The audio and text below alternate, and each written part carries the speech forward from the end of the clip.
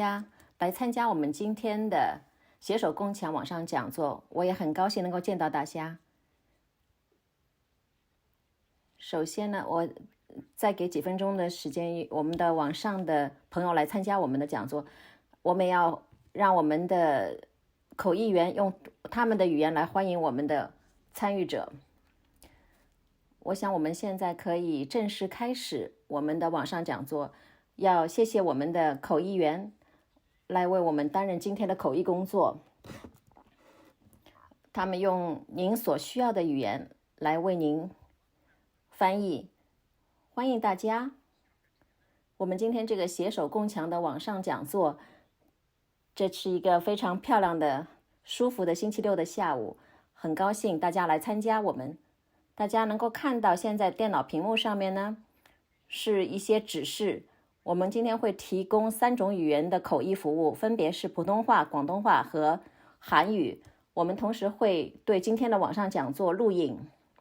这样的话呢，希望能够其他的朋友有需要的话，也可以在网上收看我们今天的录影。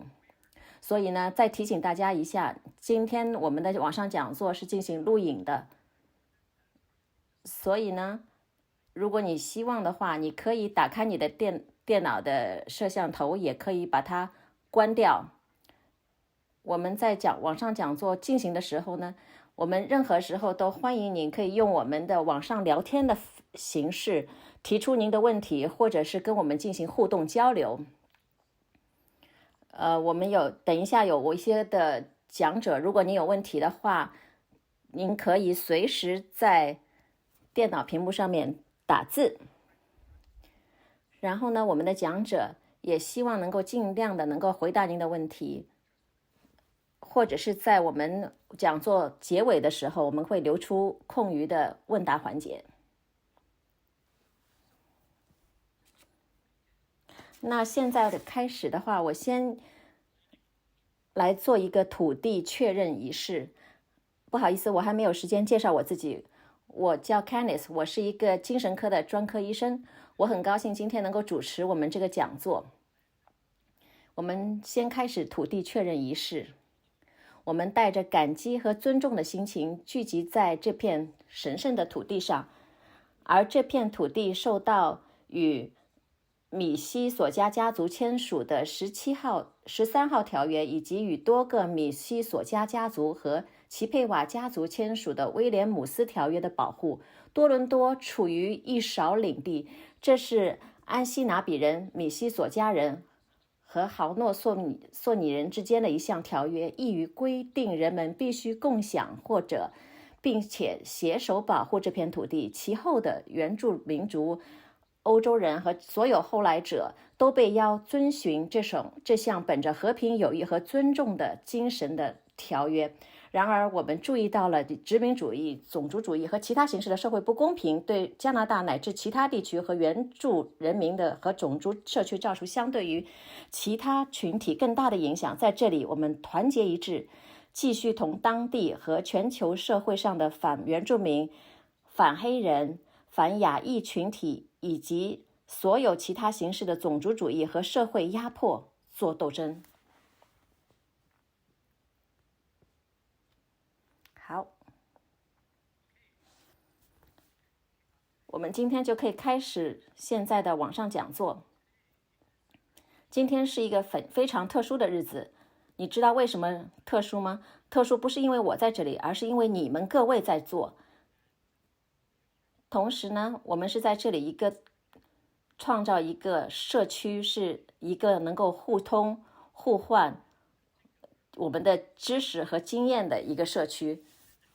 同时呢，我们很荣幸能够有我们非常出色的一些讲者来跟我们大家分享，如何来提高一些肾脏疾病以及肾脏治疗和包括透析、包括移植的种种的知识。事实上，我们在9月11号到9月17号有一个肾脏移植的一个周的活动，我们是希望在社区提高大家对肾脏移植的这一个认识的知识。同时呢，我们在这里要感谢加拿大的肾脏基金会，能够为我们提供了支持和我们一些探索和我们研究活动的一些项目的支持，尤其是财政上的支持。因为呢，有一些的研究表示出来，在不同的种族体当中，尤其是一些亚裔的，包括加拿大的亚裔，他们呢通常呢缺乏有肾脏移植的活体的捐赠者。所以今天这是一个机会，能让我们大家聚集在一起，提高一个对肾脏疾病的认识和肾脏移植接受者的接受的一种认知。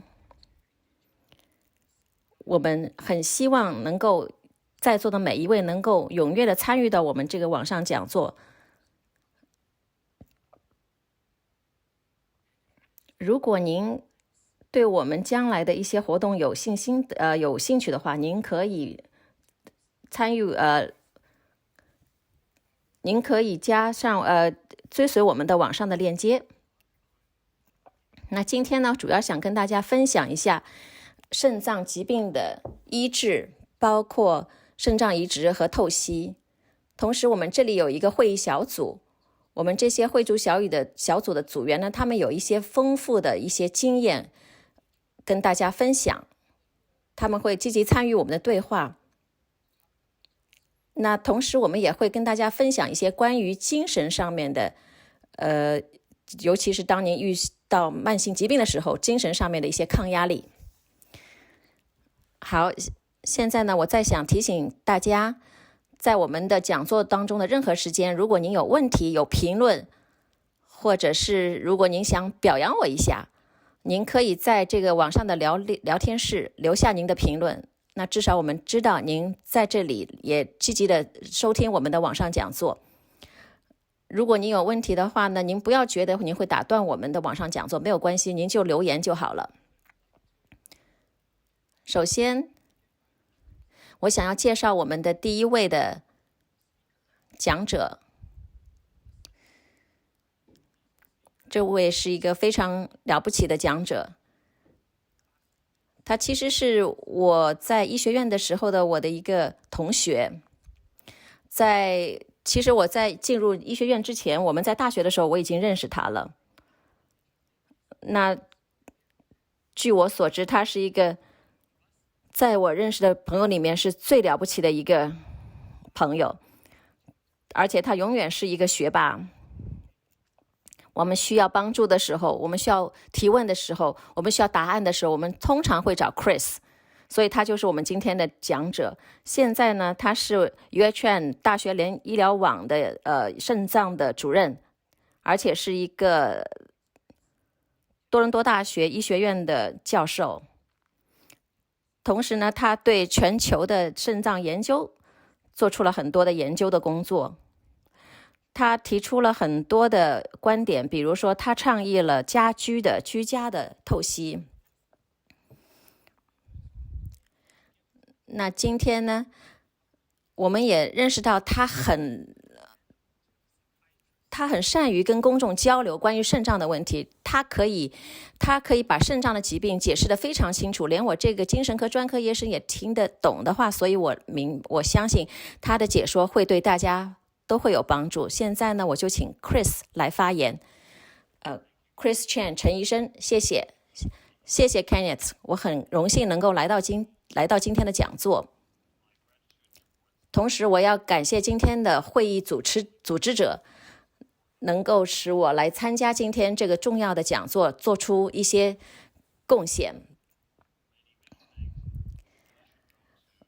同时我要再一次的多谢我们所有的组织者和我们的小组的今天的讲者，还有吴女士还有 Miss King 女士，她会跟我们分享他们的一些肾脏的捐赠上面的经验。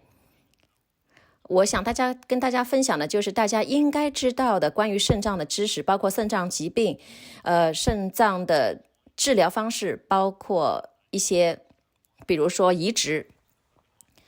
我注意到现在有越来越多的朋友来参加我们的讲座。那我们今天讲座呢是提供同声翻译的。那这样的话，您能看到网上的现在电脑屏幕上面的有3个语言的选择，包括普通话、广东话和韩语。所以我们欢迎在座的每一位。为什么肾脏那么重要呢？大家可以看到图上所示，那肾脏呢在我们身体的中部。肾脏其实呢，基本上可以这么理解，它是我们身体的一个清洁的机器，它可以清洁把我们心脏流出的血液清洁，然后再流向我们身体的其他部分。基本上它把我们身体血液里面的毒素或者是一些废物排出来之后呢，用尿液的方式排出我们的体外。这样的话，我们身体的一些细胞就可以得到平衡。在我们的肾脏里面有差不多100万的一个肾脏单位。那这些肾脏单位呢，主要是的工具呢，他们的工作呢，就是来过滤我们的血液，然后使我们身体的水分和盐分得到平衡。通常来说，我们每一个人每天可以生产1到2升的尿液。为什么肾脏那么重要呢？我刚刚也说过，那肾脏主要是来平衡、来规范我们的身体里面的一些身体，所以呢，这个规范就是一个主题。所以我们需要知道的是，我们的吃进去的，我们排出去的，我们的功能，我们的产出物是完全每一天都可以得到平衡的。如果呢，您想每天称一下自己的体重，其实您可以看到您身体的体重每一天是没有太大变化的。您同时也会看到那些有心脏或者肾脏疾病的病人呢，那他们的体重就会每天会有蛮大的变化。其实就是给我们的一个信号，就是因为他们的肾脏没有100%的功能，所以这样的话呢，他们的盐分、他们的水分没有办法排出体外。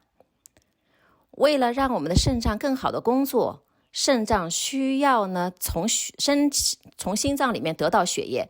通常情况上来说，我们每1分钟是有100毫升的血液由肾脏来工作。那我们身体也需要一些非常重要的盐分，还有蛋白质，是希望蛋白质不会没有理由的流到尿液当中。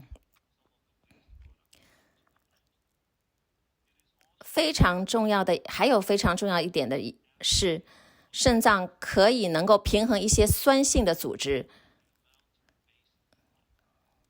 也就是说，我们血液里面的酸性需要得到平衡。为了保持这些平衡，所以我们的肾脏功能是需要正常工作的。同时大家可能也不知道，其实呢，我们的肾脏也会生产一种荷尔蒙，这种荷尔蒙呢叫 EPO。 那这个呢，它会告诉我们的脊椎生产足够的正确的红血球。那这样的话呢，它才会生产出一种重要的维他命，这个也就是维他命 D。 维他命对我们的身体是非常重要的。维他命 D 呢，是用来吸收我们从食物当中摄取的钙质，同时可以平衡我们身体的磷质。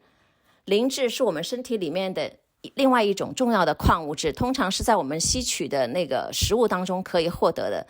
这些都是对我们的保持骨骼健康是非常重要的。下一页，那在刚刚2页我也提到过，我是非常简单的提了一下肾脏的主要的功能。如果肾脏没有正常工作的话，那我刚刚提到那些重要的工作呢，就会出了问题。那也许你会想，那到底是什么疾病可以使肾脏出问题呢？其实有很多的疾病，我可能20分钟都讲不完。但是通常情况下面，肾脏出了问题呢，是因为我们身体其他部分出了问题，而我们最常见的，在我们自己的国家，这些呢主要包括是那个高血压，或者是高血糖，也就是糖尿病。其实呢，不论是遗传性质的那种高血糖、糖尿病，或者是2型的糖尿病。糖尿病呢，也就是说我们身体里面的胰岛素分泌出来，它没有办法正常的反应，通常这就会造成肾脏负担，肾脏会有疾病，通常还会有其他的疾病造成肾脏出问题。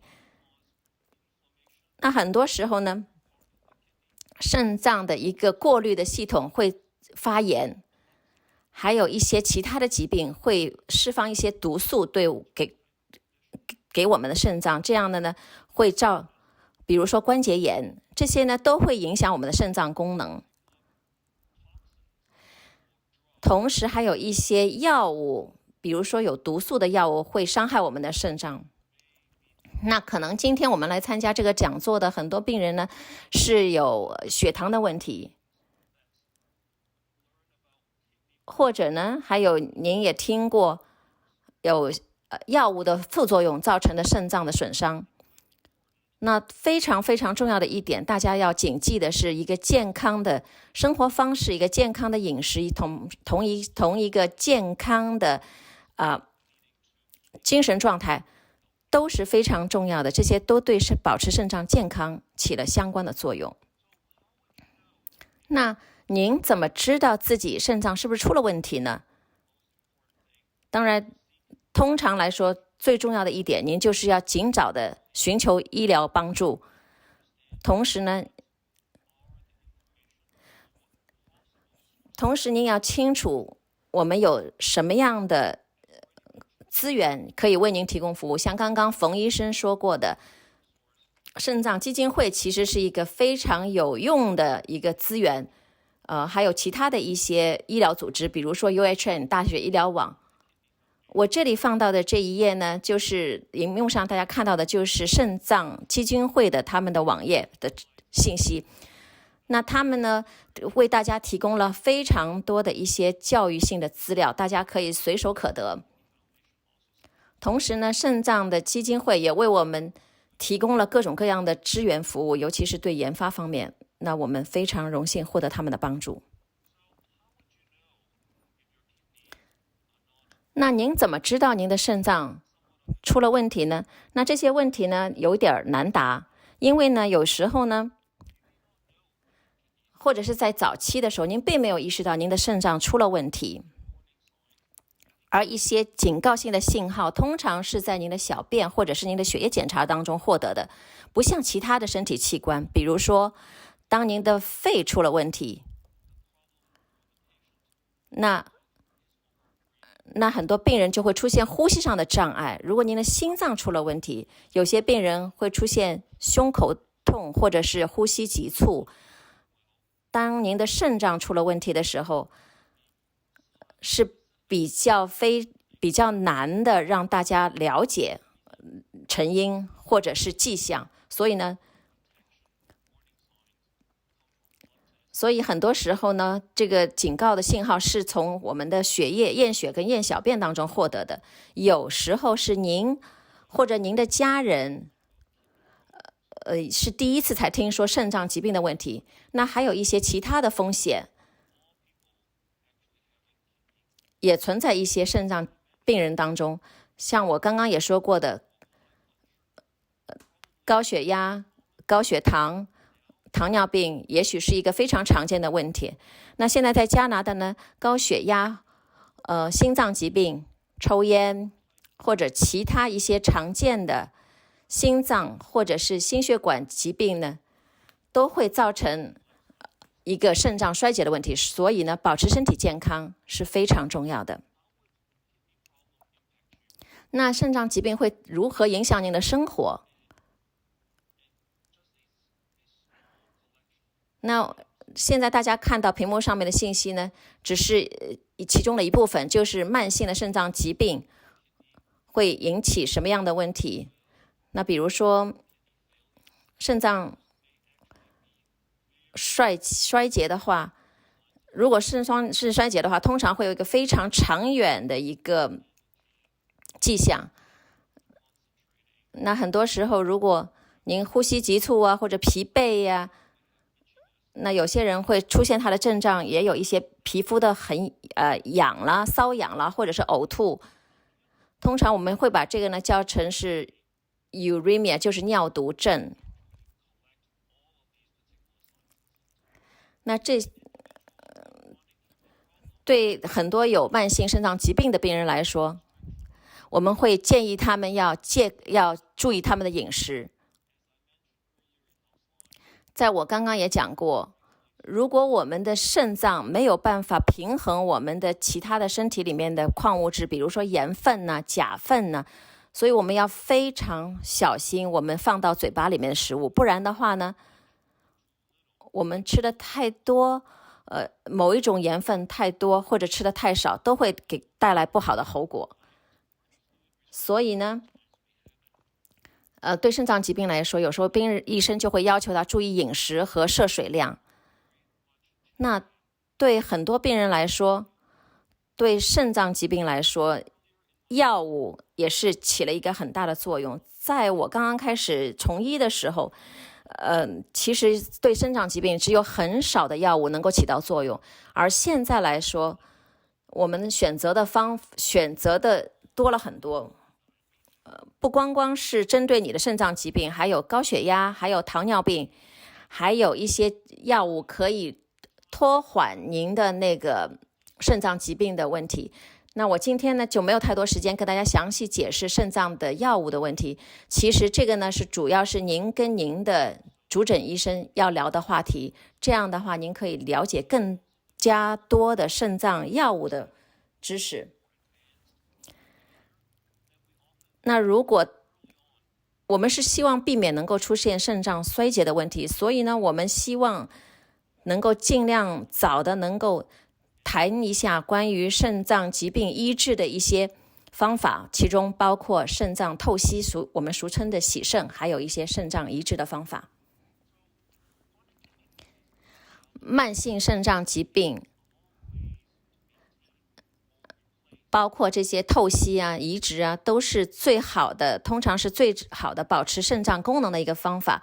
那我想说的呢，不论是任何一种的透析还是肾脏移植，都是对付这个慢性疾病一个非常安全有效的方法。那也许你会觉得很奇怪、很惊讶。其实呢，对透析来说，透析是我们今天能够获得的最有效的、最安全的、最持续的一个肾脏疾病的治疗方法。有极少的状况下面呢，有些病人是不适合做透析或者是接受移植的。总体来说，在一些接受家居透析的一些病人来说，他们总体来说他们的生活的质量获得了提高。而且呢，对那个肾脏移植来说，肾脏移植是一个非常好的方法。那所以呢，就是要跟大家讲一下，其实是您自己的选择。那您希望您的肾脏是得到什么样的移植，是不是需要被代替呢？所以您要想清楚您将来的生活方式和您的目标。那作为医疗工作者，当然我们会为您提供最适合您的生活目标的一个治疗方法，但是最重要的一点还是要病人自己做出抉择。那我先要讲一下透析，然后我再会讲移植。我们大学医疗网一直致力于希望能够向大家宣传这个家居透析，不光因为家居透析是非常安全的，更重要的是因为花费也更少，它会给病人带来更多的一个自由，更好的一个生活方式，这样能够让病人选择他想去做的事情。那今天来参加讲座的人来说，也许您已经快要进入一个透析或者是一个捐赠的一个阶段，但是最重要的是早期的教育和转介是非常重要的。您希望您能够做出一个选择。我通常也给我的病人在早期的时候也给他们谈一下肾脏的知识，这样呢是希望他们能够更多的了解，是他们能够在很早的时候对这些所有的医疗方式做出了解，然后他们可以做出相应的选择。下一页，首先我先想跟大家分享一下透析的方式。通常透析有2种方式，一种是叫腹膜透析，也是叫腹部透析。另外一种的透析方式呢，叫血液透析。不论是腹膜透析还是血液透析，两者都是可以在家里面进行的。腹膜透析呢，通常不在医院进行，但是血液透析是可以在医院或者是诊所进行。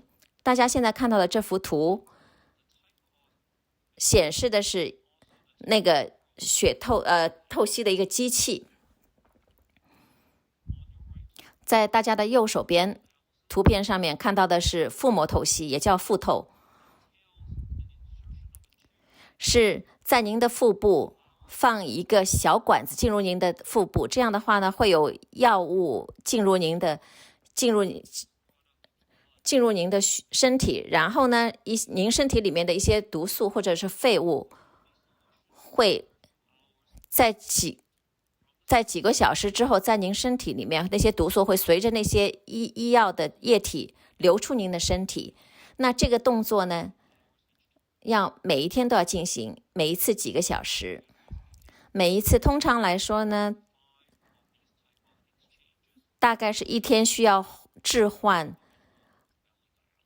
4到5次的这个药物的，这是液体进入您的身体。我们现在说的是那个腹膜透析，那我们现在在讲血液透析。而血液透析呢，通常会有一个机器，这个机器呢可以抽取您身体的血液。那通常情况下，我们是抽取您的血液，然后呢是像大家看到的图片上面或左上面是一个像一个过滤器一样的，它这个血液是您的血液就进入了您的这个过滤器，然后呢经过净化之后重新再回到您的身体。这个整个过程大概是在医院进行，每一次是4个小时，每周来3次。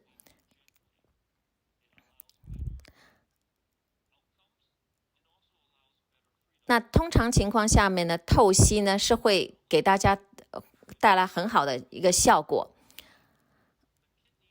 那我刚刚也跟大家说过，肾脏的负担了很多的身体的工作，最重要的一点就是制造血液。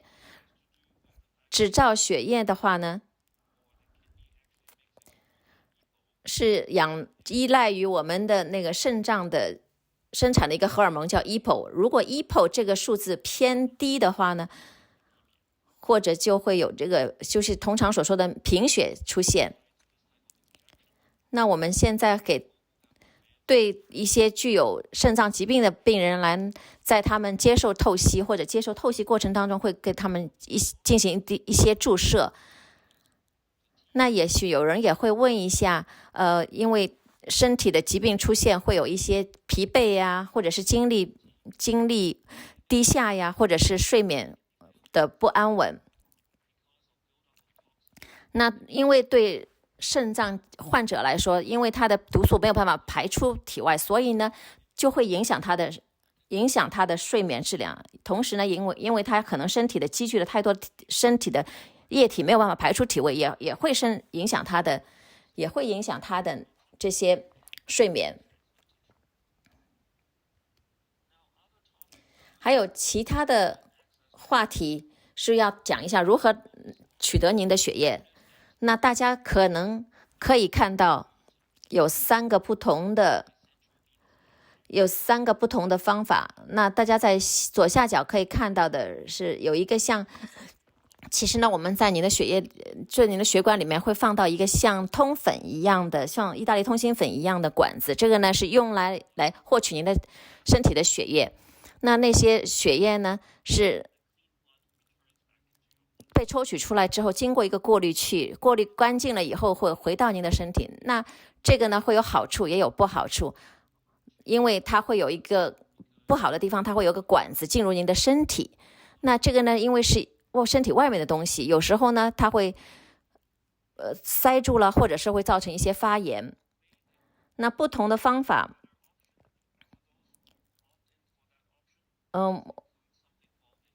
我们其实也没有说一个方法比另外一个方法更好的。那我们有时候会用手术的方式，外科医生会把你的静脉和你的一个动脉接起来，这样的话呢，能够更好的获得您的身体的血液。同时呢，也像刚刚说的，那这个污染的或者不干净的血液被称出体外之后呢，然后过滤之后再回到您的身体。那有些病人呢，他是没有办法接受这种手术的。那有时候呢，针对这个情况呢，我们会用一种嫁接的方式，就像一个搭桥手术一样。那最后我会讲一下，对一些肾脏疾病病人来说，还有一个很重要的一点是骨骼的健康。所以呢，我们会给您用维他命 D。那我们现在也知道，运动对那些肾脏疾病的病人来说也是非常重要。现在来讲一下移植的问题。移植呢，对一个肾脏置换来说是一个黄金的标准。也许我们大家会觉得惊讶，其实移植并不是说100%取代你的肾脏的工作。其实没有任何一个外来的东西可以取代你自己的肾脏的工作。目前来说呢，如果能够获得肾脏移植来说，这些肾脏病人的医疗方法移植是最好的。所以呢，我们今天的网上讲座就非常重要。大家看到这张图，您能看到一个新的肾脏，这是用手术的方式放到您的身体里面，它可以连接您的血液和膀胱。这种手术呢，现在已经进行了大的革命性的改革，也帮助了成千上百的病人，在我们加拿大，同时也在全球。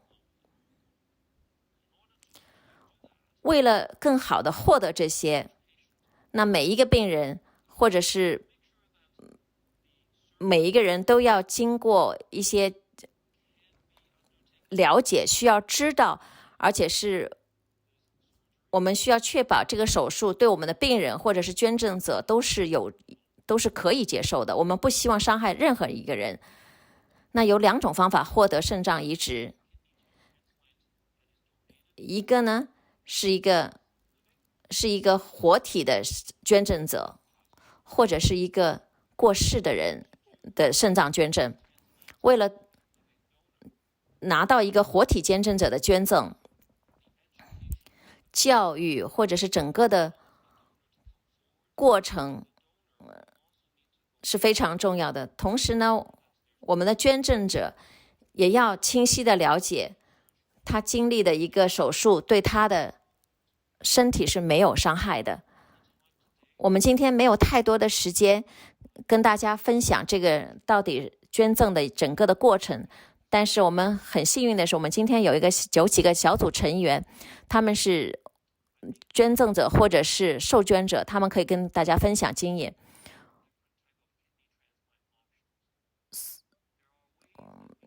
我们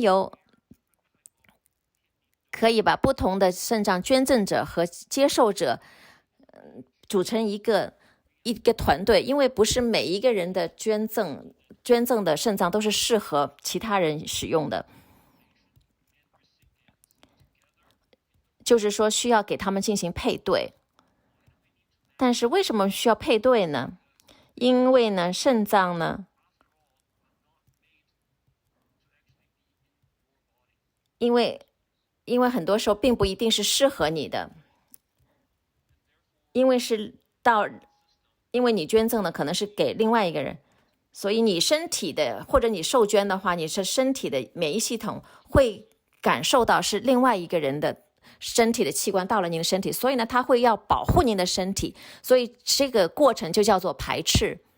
因为排斥的关系，所以任何一个做捐赠也好，受捐也好，都是需要接受，尤其是对接受捐赠者，他们的需要接受一定的药物治疗。那排斥呢？通常是如果你的身体有其他的器官进入你的身体，你会有出现排斥。这个排斥通常会表现出来，身体肿胀啊，比如说脚踝肿胀啊，或者是会影响你的尿液排量。有时候也有可能你会是身体某个部位的疼痛，或者是发炎，会发烧。总体来说，您会感觉不好。那我们会给您验血，验血的话会验到您的身体的肌酐数值，您的肾脏的功能。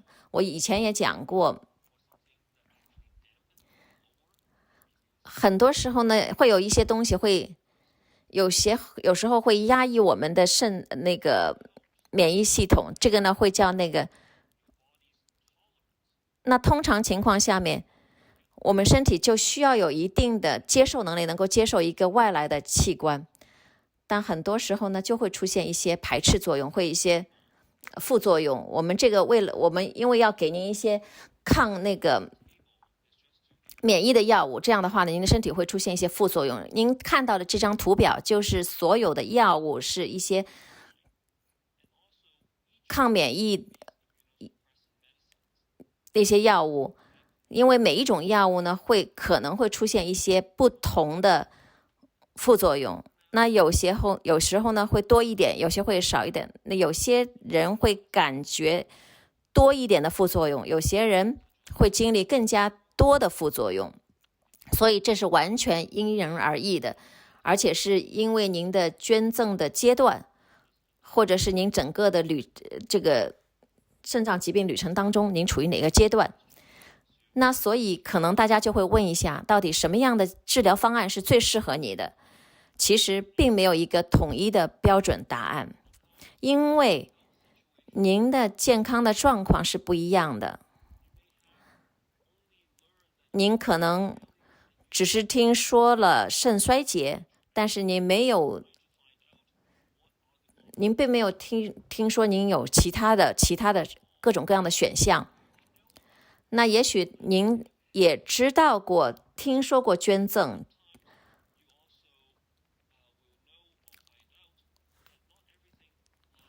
或者您也知道这个世界上没有一样东西是可以永久工作的。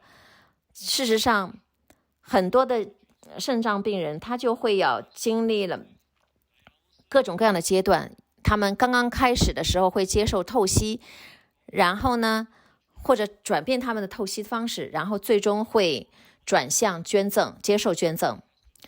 所以就像我刚刚说的，这没有一个标准答案，只要是看你的患病的到了哪一个阶段。那我们怎么做出决定呢？那我觉得呢，主要是看您自己的目标，或者是什么样的选择才适合您的目标。所以呢，有各种各样的资料或者工具能够帮到您。那我就想再一次跟大家说一下我们肾脏基金会的一个网页，它上面有很多的信息，您可以参考，您可以想想对您来说是什么样的生活或者是事业，您的家人，您要或者是将来您觉得您要过什么样的独立的生活，或者是他们可以帮到您什么。所以总体来说，在我刚刚的20分钟的演讲里面，我希望大家能够有一个了解，就是说肾脏疾病其实是要比您想象的还要常见。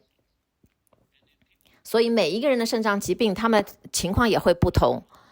那有些病人可能他就必须要接受透析或者是捐赠，那有些病人他可能还是两者都不需要。所以呢，这并不是说每一个人的目标或者每一个人的治疗方案都是一样的。所以我在这里再谢谢大家，我再一次谢谢组织者也组织今天的这个讲座。我们现在呢，就是讲座开始是给我们一些我们的小组成员跟大家分享，谢谢。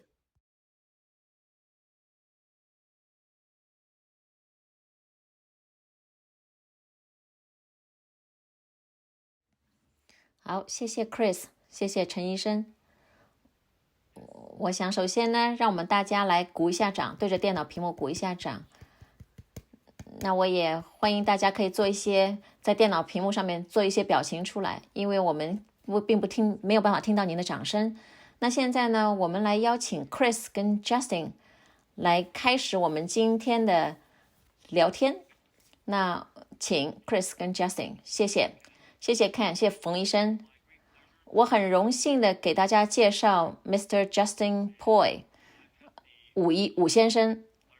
我很荣幸能够并肩跟 Justin 战斗，帮助他治疗他的肾脏疾病。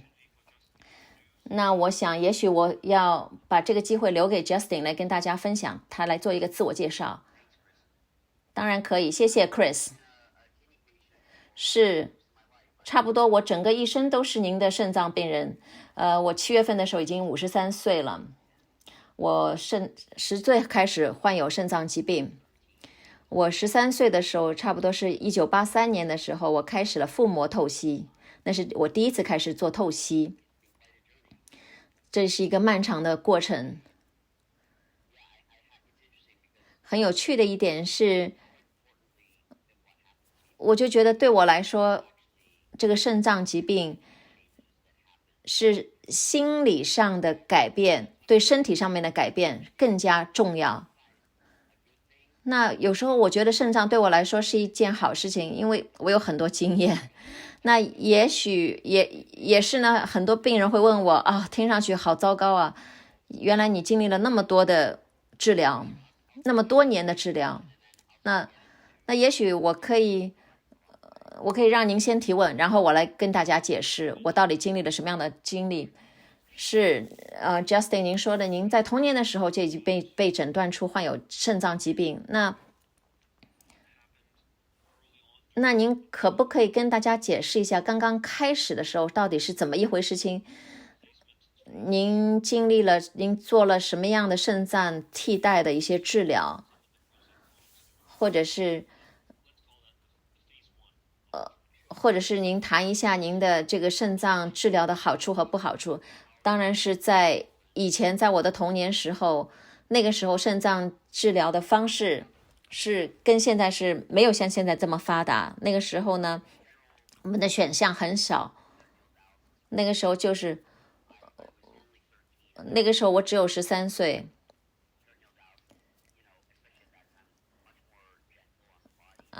我就接受了腹膜透析。那个时候腹膜透析呢，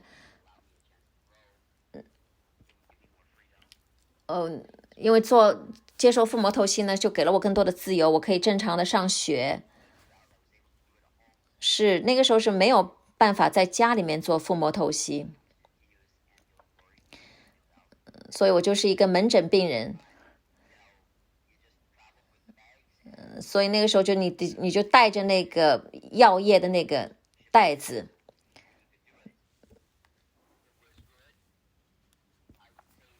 那个时候呢，我就想跟大家分享我是怎么意识到自己出了问题的。那天我去洗手间，就是小便里面有血。那时候我只有10岁。我真的是吓坏了。你知道，你有孩子，因为我有2个兄弟，那你知道，很多时候男孩子会玩，到底大家都是小在马桶里面的游戏。那个时候呢，我就开始避着他们，我不跟他们一起去洗手间。那个时候我这很害怕，我觉得我快要死了，其实我爸爸是一个外科医生，但是我不想我爸爸知道这个情况。那时候我就觉得也许这个情况自己会慢慢好。因为有时候去洗手间，有时候便池里面有血，有时候便池里面只是黄色的，所以我就觉得可能我这个病自己会好。所以很多人可能会有同样的问题，当你的身体出现一些问题的时候，出现一些诊断的时候，你就不想去见医生，你不想知道诊断结果。其实我想跟大家说的，不要犹豫，你要尽快的去。其实我现在想，我如果那个时候我如果尽早告诉我爸爸，可能情况会更好一点。后来呢，我就发现我的内裤里面开始流血，然后呢，我爸爸就知道出了问题，然后就带我去验血，然后验小便，然后我就知道出了问题，然后我就开始了腹膜透析。腹膜透析呢，就有可能会出现问题呢，就是会有发炎的情况。对，我这个情况也发生在我身上。那个时候呢，接受呢肾脏捐赠的那个名单也是很短的。但是那个时候呢，是接受的呢是尸体的捐赠。那 Justin，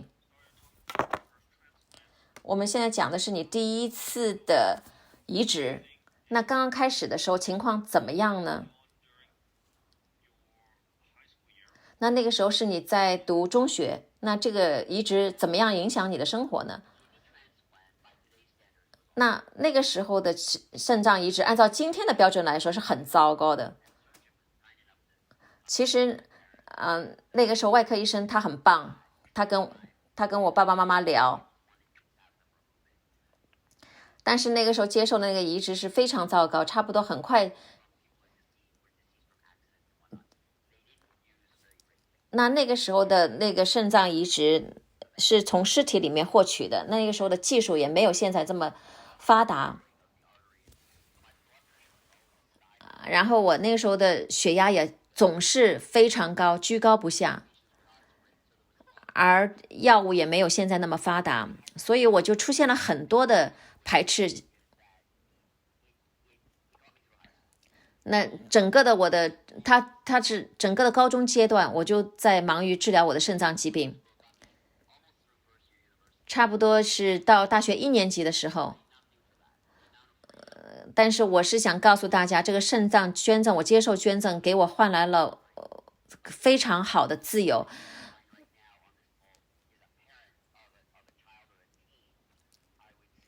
那我对儿科病人来说，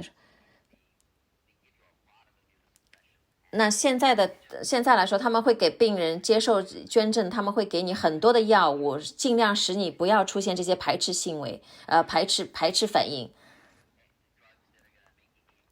但是这些药物呢，可能会给你带来其他的一些副作用，比如说是会让你体重增加啊。那这些当然是也是一种挑战，但是对我来说，我觉得肾脏移植给了我带来很多的自由。但是呢，很遗憾呢，很多时候肾脏移植并不一定能够工作很长时间。那很多时候呢，当肾脏移植没有办法工作的时候呢，你可能就要转到另外一个治疗方式，就是透析。那像你的情况，你是不是也是这样子？对，那时候我在大学1年级，我记得我的礼拜1、礼拜3的第一堂课，我记得那一天我出了一些身体状况出了一些问题，我就去见我的肾脏科专科医生。那他告诉我，那个时候医生问我，你什么时候想转向透析？你告诉我们。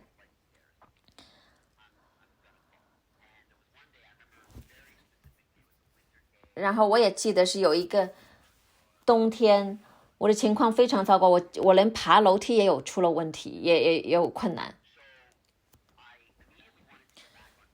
所以那个时候呢，我就想，我就马上就要想，希望能够重新开始透析。但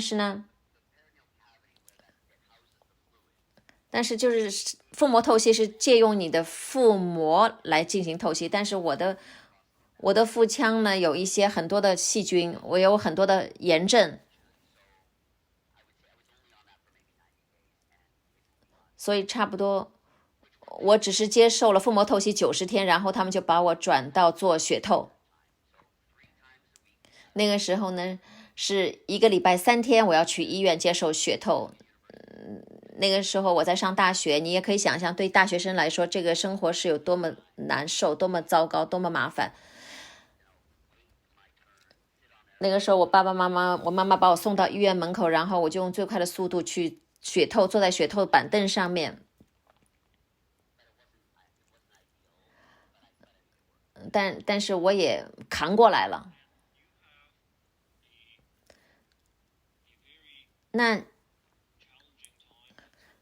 那你那个时候其实过了蛮辛苦的几年，因为你也上学，当然最后呢你也开始了你自己的事业，你有自己的公司，那你是怎么来应对这些问题？因为呢带着肾脏疾病生活，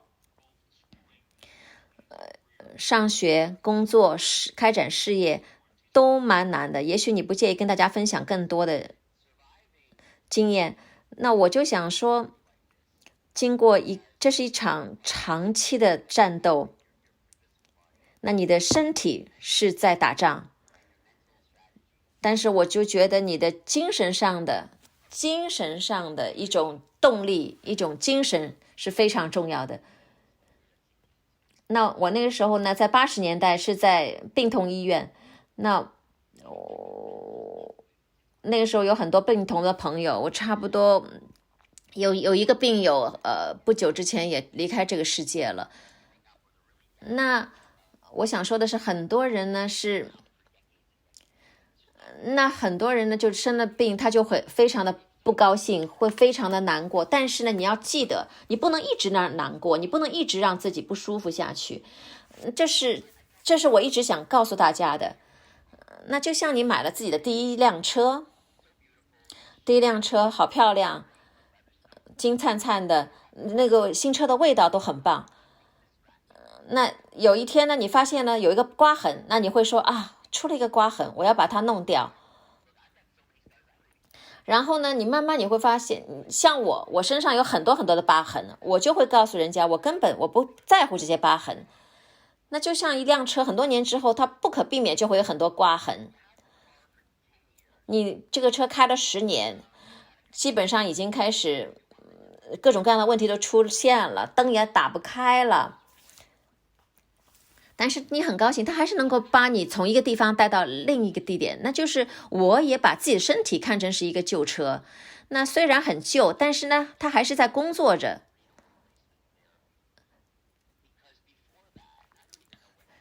因为我以前从来都没有听说过什么肾脏移植的教育，那我跟很多病人交流过，有一个很多年之前有一个女病友跟我聊天，她说哎，如果我接受移植我要做这个，我接受油脂我要做那个。然后我就心想你为什么要等呢？你现在就可以做这个事情啊。所以呢，我就开始慢慢改变了我自己的策略，跟15年前相比，我想也许我就可以把自己当作是一个电器，某一种电子产品。那也许就是这个问题，这个环节出了问题，那个环节出了问题，或者就是电池出了问题，那就是我现在来看待自己的一个方法。那有时候我制作透析也好，接受捐赠也好，不捐赠也好，那我就是这样生活。因为就像那个女病友，她就是因为一直等移植，她就有很多事情不去做。他一直跟我说我要接受捐赠，我做这个做那个，他一直在想的接受捐赠，但是很不幸，3个月之后讲这个话，3个月之后他就去世了，所以他没有机会去做他要去做的事情。所以我想说的是，如果你现在还是 OK， 如果你还是想有事情要去做，你就要去做。太棒了，我知道你接受过家居透析，你也做过血透，当然也有好的和不好的地方，然后要谈到你的心理的抗压力，那你的种种的表现，你跟我们的大家的分享都是比较具有鼓舞性的。也许呢，您跟我们今天在座各位分享一下，您在整个这个旅程过程当中经历的快乐和不快乐。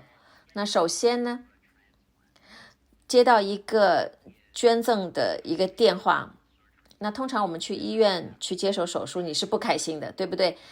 你如果可能你第一次看到一个病人脸上有做手术很高兴的，那可能就是接受移植。那你醒过来，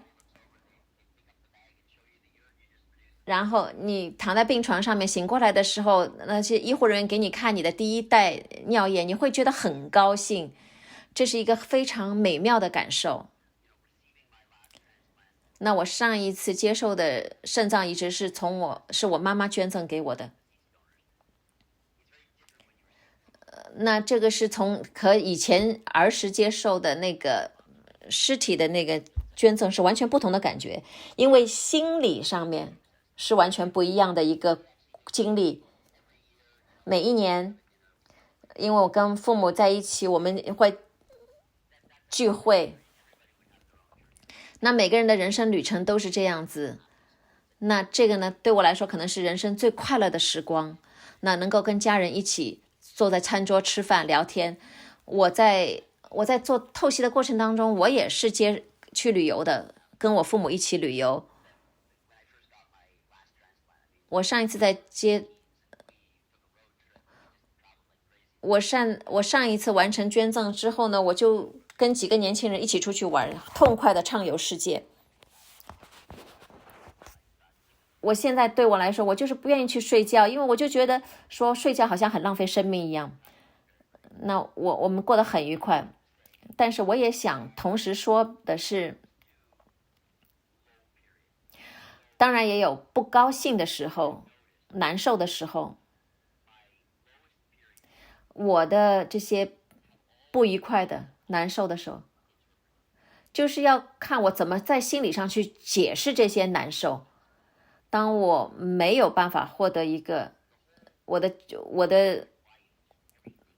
接受的这个肾脏捐助，最后在我身体不工作的时候，那种感觉当然是非常非常难受的。那个时候我就在心理上觉得啊，我又要回到以前透析的日子，很糟糕。但是我还是要说，我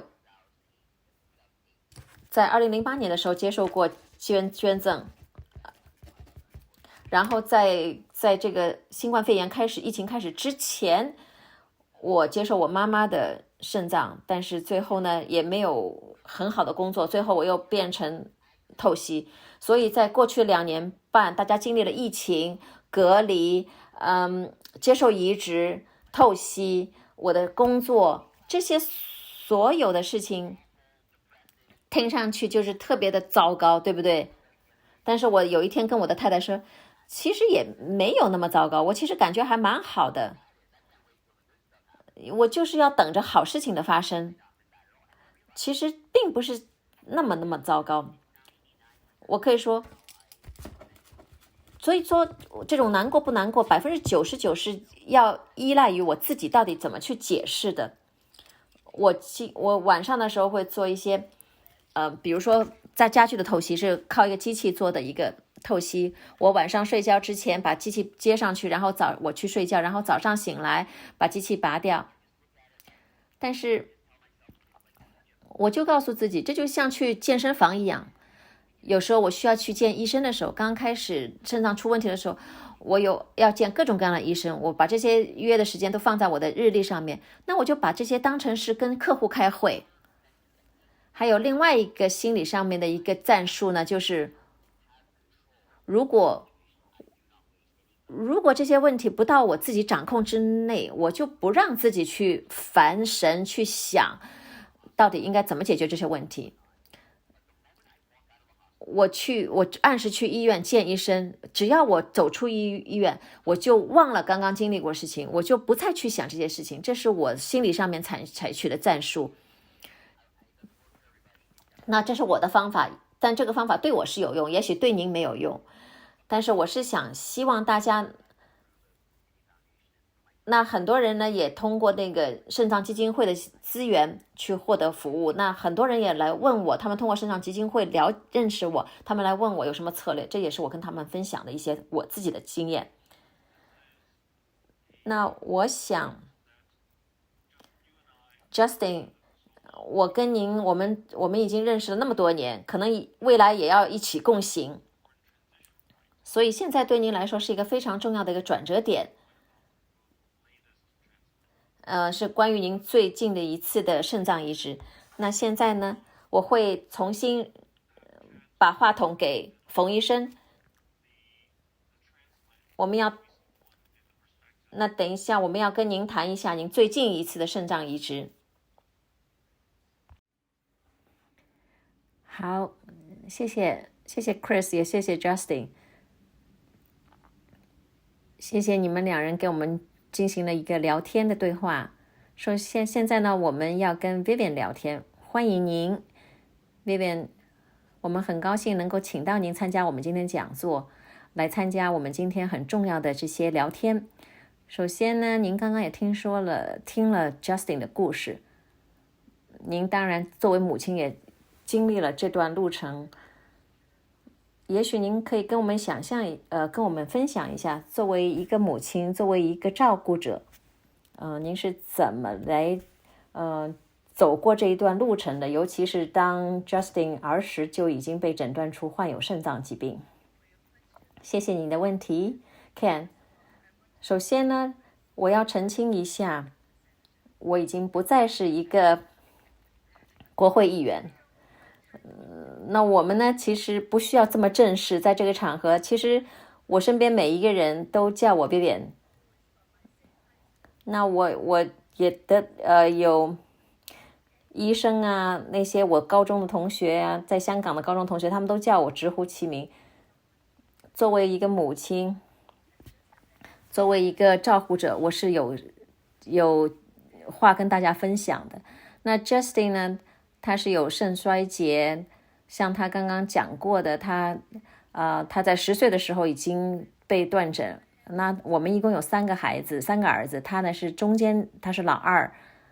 那就像所有的妈妈一样，我其实就是一个凡事都要亲力亲为的妈妈。我们并没有保姆，我平时送他进学校，负责接送，几乎所有的事情都是我们自己做。那作为一个父母，当孩子，尤其是您的孩子生病的时候，那尤其像我这样的父母，可能就是让你伤心欲绝，肯定是让你伤心欲绝。但是同时，我是一个非常正面的人，我也很坚强。也许，当然我也希望 Justin 也是从我这里学到了这些，非常正面的对直面人生，不论是你有什么样的问题，你都要好好的生活下去。那这是我对待每一件事情都是用这个态度。当然这并不容易。我想回想一下以前 Justin， 当我第一次知道 Justin 有这个疾病的时候，那个时候呢，我们几个孩子一起去滑雪，在魁北克省去滑雪。Justin 跟我说，妈妈，我的小便是棕色的。然后当时我马上就知道出了一点问题。那我不知道，也许他以前也出现过状况，但是他没有告诉我。那我记得在那之前，我们那时候去中国旅行的时候，他有这个猩红热，然后在这之前，他的哥哥 Ashley 也有猩红热。那个时候我们是在多伦多，哥哥出现了同样的小便的状况。那个时候他是被送去了多伦多病童医院，然后呢，他的情况很快就好转了，没有持续太长时间。所以当 Justin 出现这个问题的时候，我想也许他这个问题也会很快被解决。但是我知道我就是要直面这些问题，而且我也要亲身解决这些问题，可以帮助他。我负责接送他。那个时候呢，他还有一个 Justin 还有个小弟弟，比他小4岁，所以我是很担心，因为我有很多事情要做。哇哦，很棒！这是整个家庭这个抗压力都是很重要。是的，那您可不可以再跟我们分享一下？那很显然，对您来说，作为一个肾脏捐赠者，这是很大的跨出去很大的一步。而对我来说，其实这并不是很大的一步。那很多人跟我说，哇，这是一个很大的决定。但是对我来说，很简单，我就是一个妈妈，这就是母亲会做的事情。他还是小孩的时候，我第一次听说这个问题的时候，那时候他的主诊医生是 Dr. Bill Valve。我记得他当时是需要接受捐赠，可能也许11、12、13岁。我已经告诉他，我会考虑把我的肾脏给他。那个时候呢，那个时候对肾脏疾病的医治方法，这个医疗手段跟现在大不一样。那个时候他们告诉我，你还有小孩，家里还有其他的小孩，你需要你自己的肾脏，所以我们没有办法接受你的捐赠。那他可以等待，就像 Justin 刚刚说的，那个时候等待的话，捐赠可能只是几个月，现在的话已经变成等待捐赠需要几年的时间。而且你知道，那个时候等待的捐赠呢是尸体的捐赠，所以对一个捐赠能够成为一个肾脏捐赠是很重要的一件事情。我从来没有第二个想法，我就是希望能够成为一个肾脏捐赠者。而很幸运的是呢，我是需要去确认我跟 Justin 是可以配对的。然后他们每一样事情，医护人员都给我了认真的检查。我是67岁那个时候，医生们都很小心翼翼，而且他们发现我的两边肾脏一边要比另外一边大一些。检查结果回来，那个时候呢，他们不是很确定我的小一点的那个肾脏是不是在工作正常。那个时候我跟 Dr. Silverman 说，我发生什么事情，我怎么还没接到你们电话？ Justin 非常需要我的肾脏捐赠。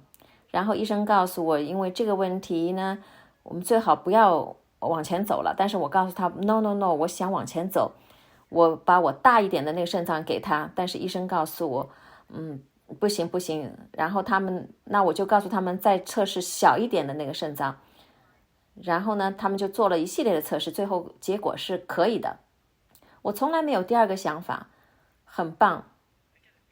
点点，其实在我印象里面，你从来就是一个有决定了事情就去做的人，从来没有第二个想法，是这样子的。很多人都跟我说，我的个子很小，但是呢，我能够做很大的决定，我很坚强。是，我们都知道你不是一个小女人。那在华人社会里面，通常呢，我们就是很少或者是很避讳去谈一个器官捐赠。那您觉得在华人社会应该怎么跟他们打开这个话题呢？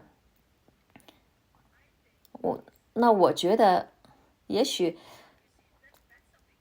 你知道吗？有时候这也是我不太明白的一件事情。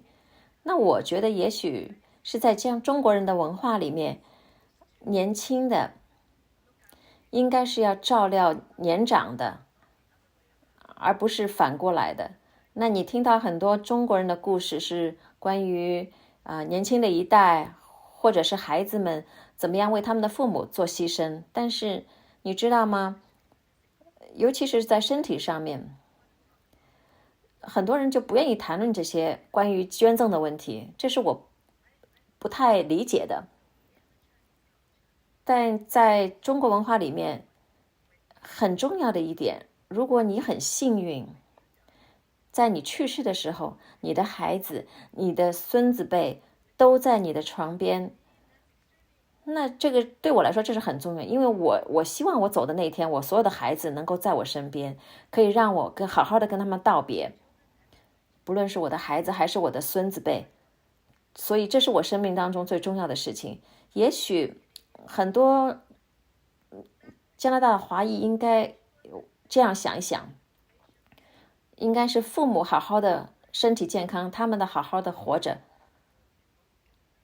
对，是希望更多的人能够听到这些信息，大家能够互相照顾，能够照顾年轻的一代，这是非常非常重要的一点。我想这个信息是双方的，因为刚刚 Justin 也说过，作为一个儿子，他接受了来自父母的一份很大的人生礼物，就是您的捐赠，这是非常重要的。谢谢你 Vivian， 谢谢您的分享。那如果有任何信息您还想同我们分享的话，您随时可以加入。我还有几句话想说。我觉得呢，人们不应该害怕去做器官捐赠，比如说肾脏。事实上，作为一个活体捐赠者，不论是捐赠任何一个器官，因为他们会给你做一系列的测试，是很多测试，是包括您的健康、您的身体，检查完之后，他们才会真正的开始这些捐赠的程序。也就是说呢，我知道我健康是完全没有问题的，到今天我的身体都非常好。在我的岁数呢，其实我已经81岁了，我的身体非常棒。所以呢，其实对你来说，你看看我可能就是一个很好的例子。作为一个肾脏捐赠者，我能够很好的继续生活下去，我的肾脏的功能是非常棒的。是您对大家来说，对器官捐赠来说，您就是一个活的榜样。Justin， 您有话说？是。对不起，我现在打开话筒，我想再加一句呢。那很多人不太明白，在您捐赠器官的时候，而您针对的并不是只是对方一个人。坦白的说，那我的女儿呢，她们已经长大成人了。那我的妈妈把她的肾脏捐赠给我的来说，其实是对我的孩子也是非常有益的。所以呢，一次捐赠是帮助的不仅仅是一个人，因为他们见证了整个的路程。如果我没有接受这个捐赠的话，那他们可能就会失去父亲。所以呢，其实妈妈给我的器官捐赠是鼓励了年轻的两个人。当您在捐赠器官给另外一个人的时候，这个人将来也许会成为父母，那他们又会有孩子，所以也就是说，器官捐赠得益的并不只是单一的一个人。谢谢您刚刚加的这一点。是，我们都明白这些捐赠的好处。那我们也很希望能够这些信息能够帮助我们的华人社会了解更多的关于器官捐赠的问题。我很乐意，如果社区当中有任何人想问我任何问题，我很乐意跟他们交流。那谢谢您的慷慨 Vivian。 那我们现在这个小组的会员呢，会在人员在增加，我们也欢迎 Julia King 来加入我们今天的讨论。Julia 呢，她的专业呢是一个护士，同时呢，她也是一个活体的器官捐赠者。那 Julia， 您想不想跟我们分享一下您的心路历程？那我呢是一个活体捐赠者，差不多是在我17岁，在加入大学之前，我18岁的时候，我登记做了这个干细胞的捐赠登记，我也开始献血。18岁的时候呢，我知道在网上面有一位男士，他想寻找那个肾脏的捐赠者，然后我申请了。我是因为住在 BC 省，那个法律规定呢，一定要25岁才可以成为一个活体捐赠者。在2020年12月的时候呢，我有一个同事，然后呢告诉我他的女儿需要一个肾脏捐赠，然后我再次申请。那个时候我23岁，然后我被告示我需要再稍微等一下，等到我够年龄才可以进行器官捐赠。那在加拿大有2个捐赠中心，一个在多伦多。1年之前呢，我就成功的捐赠了我的肝脏。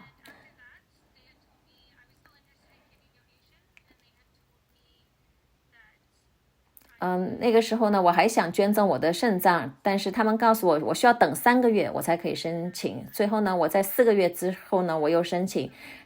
他们扫描了我上一次的肝脏捐赠之后的情况，然后他们告诉我情况都很好，所以呢，我就可以进行登记。那您有一颗非常善良的心，那到底您心里是什么样的动力让您去这么做的呢？那我觉得呢，是因为我知道你能够帮助别人，提高他们的生活的质量，然后在某一个方面能够帮助某些人，对他们来说，我可以改变他们的生活。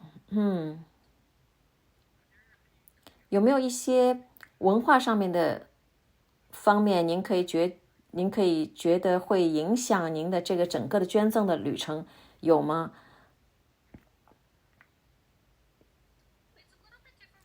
对我来说有一点不同的是，那我生在加拿大，长在加拿大，所以我并没有觉得在文化上面有任何的压力。而且我的专业呢，我可以，因为我接受的是很多关于肾脏捐赠的方面的教育了，那他们的风险啊，我也作为一个护士，我也见到很多的病人在焦急的等待做透析，或者是希望能够得到器官捐赠。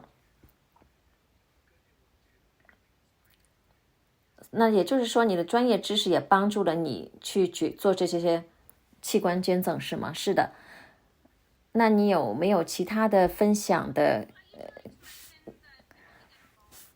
那我是觉得呢，是您如果是希望能够出力的话，您并不一定非要成为一个活体的捐赠者，您可以登记，然后成为一个过世之后再捐赠您的器官。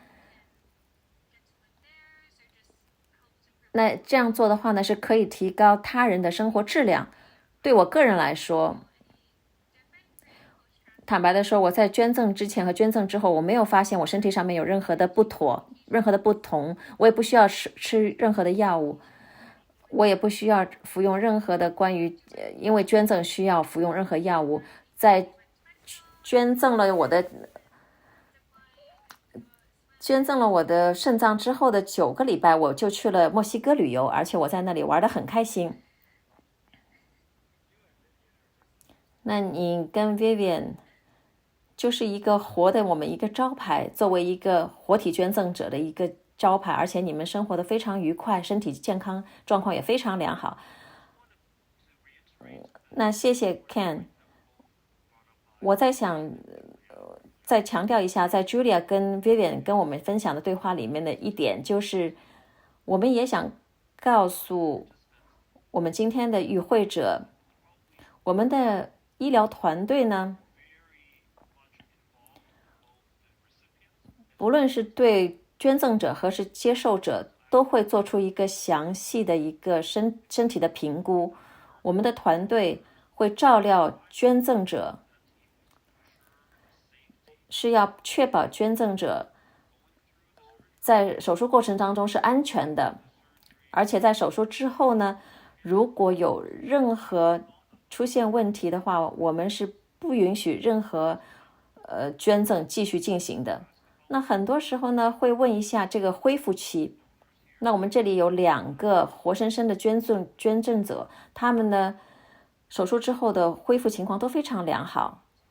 那 Vivian 我可以分享一下，我的手术之后的恢复期呢很好，很短时间。如果我记得没错的话，我在医院只是住了3到4天。我做完手术，我一到可以动的时候，我就特别想回家。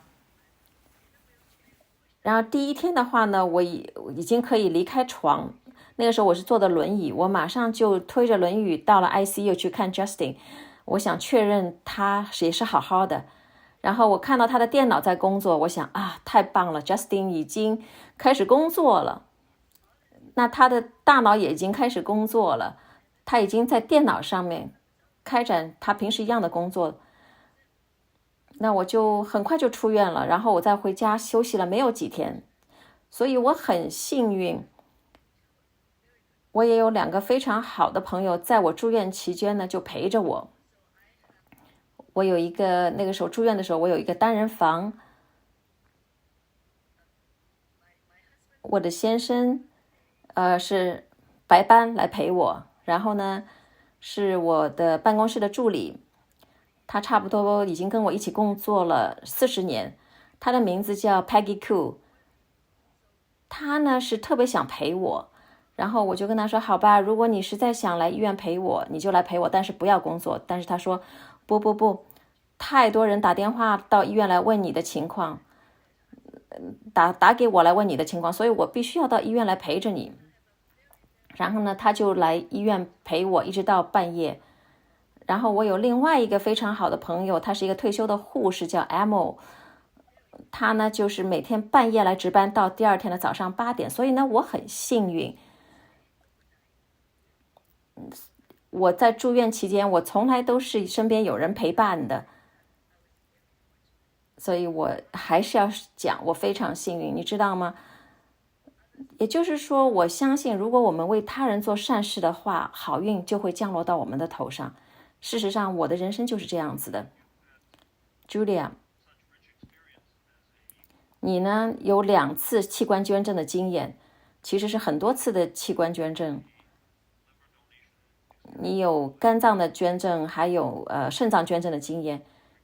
也许你会跟我们分享一下你的这个术后恢复的过程。我也想，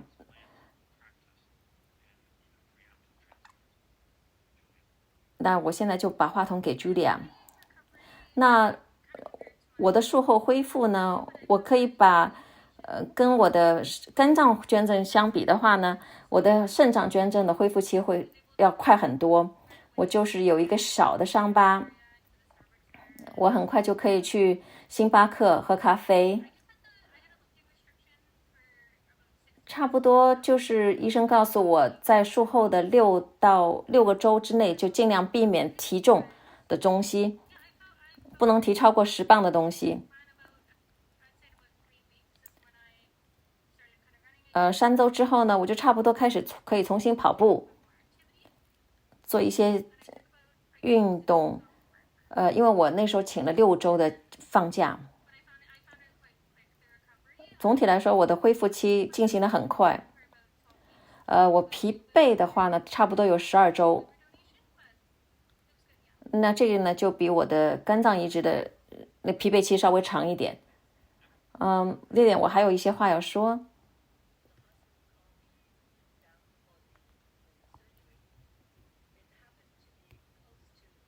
那天医院打电话给我，告诉我要去做手术的时候，差不多是复活节的周末。那个时候我还是在国会工作，我都当时想太棒了，因为正好是假期，我就不用特别请假了。所以我记得很清楚，那时候是复活节的长假期，我就请了2周的假期，我就重新回到工作岗位，太棒了。好，我还 Justin，我记得刚刚 Chris 你说的一件事情，就是说你什么时候要决定去做透析？很多人有肾脏疾病的时候呢，他们就在要不要透析当中做纠结。那我是想，我们上一次呢，我自己就等了太长时间了。那你决定你什么时候应该去透析，尤其是你的身体变得越来越疲惫的时候，或者病况越来越糟糕的时候，我也知道，那其实是应该尽快开始去透析。我觉得呢，我这次又重新回到透析，是我花了更长的时间才开始让身体恢复起来。我当然了，其实就没有一个专门的点，到底什么时候开始透析是最好的、最标准的。那肾脏疾病，它的情况变糟呢，是非常缓慢进行的。那我呢，就是没有意识到，比如说我以为我是很想睡觉，其实就是肾脏出了问题。那坦白的说，这也不是你一个人身体上出现的问题，基本上是根据我自己的经验的话，病人开始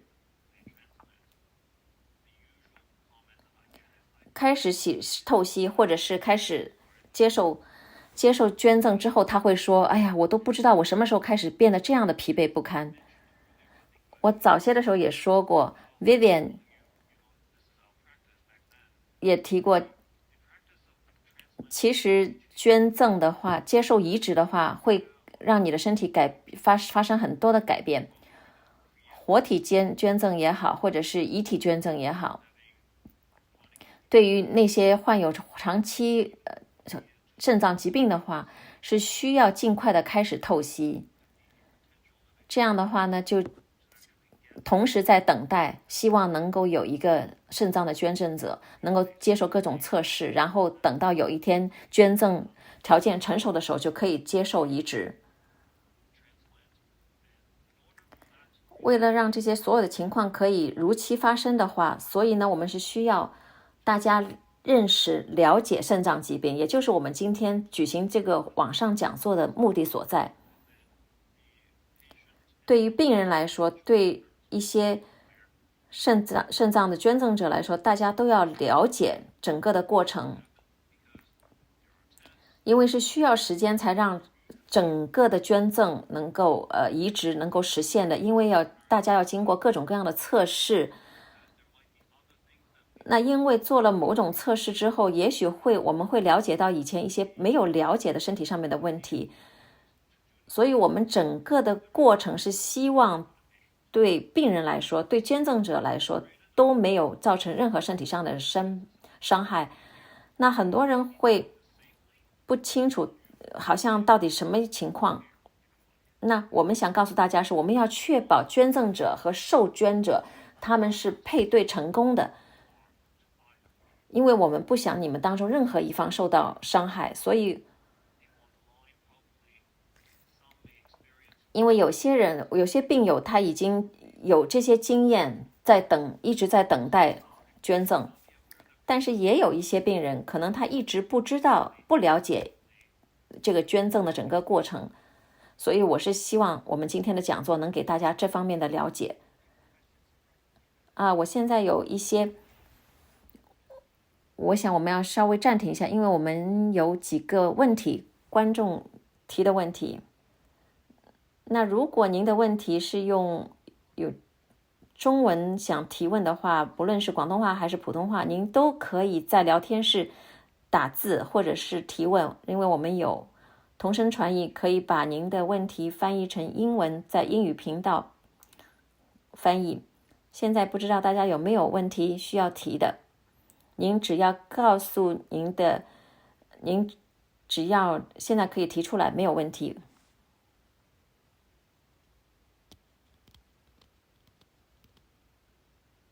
好，目前没有收到任何问题。那我要问一下韩语，有没有韩语的问题？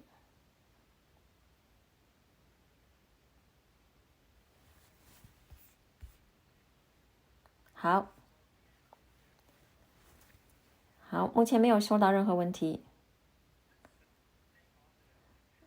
那我要谢谢我们今天所有的演讲者跟我们分享这些经验。接下来呢，我要跟大家分享一下关于心理健康方面的，就是我想讲的心理抗压力。刚刚比如说 Justin 跟大家分享的他的经验，就是很棒的经验。我想跟大家分享的是精神健康方面的。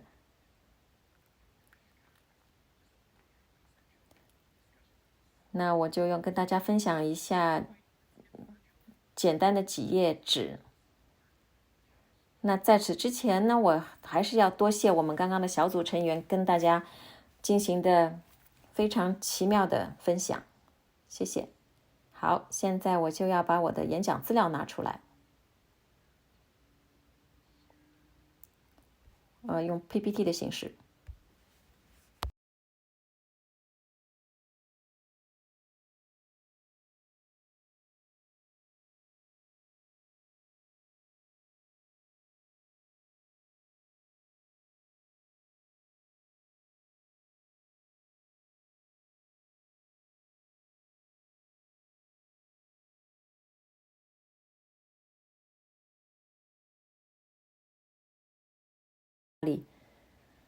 我们这里尽管今天讨论的应该是肾脏疾病，但是大家看到他们几位展示出来的一种健康的状态和快乐。那有时候我会跟大家讨论什么叫做精神健康。那坦白来说，作为一个精神科专科医生，那我每一天见的都是讨论的是精神健康方面的话题。所以呢，很重要的一点，那大家就是要了解什么叫做心理健康或者精神健康。那精神健康是有它的定义的，是指大家能够完成有贡献的活动，去与他人建立良好的关系，以及可以调整面对健康生活中的改变和不幸。